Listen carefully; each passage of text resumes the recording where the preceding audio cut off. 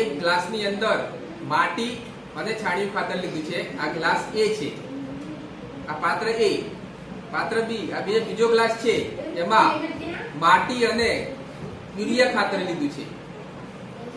અને આ ત્રીજો જે ગ્લાસ છે, ત્રીજું જે પાત્ર છે, પાત્ર C, તેમાં આપણે માટી એકલી જ લીધી છે, એમાં કોઈ ખાતર ઉમેર્યું નથી। હવે અઠવાડિયા પછી અથવા તો 10 દિવસમાં એક અંદર જે બીજ આપણે નાખ્યા છે મગના ફળગાવેલા, એનો વિકાસ કેવો થાય છે તે આપણે જોઈશું।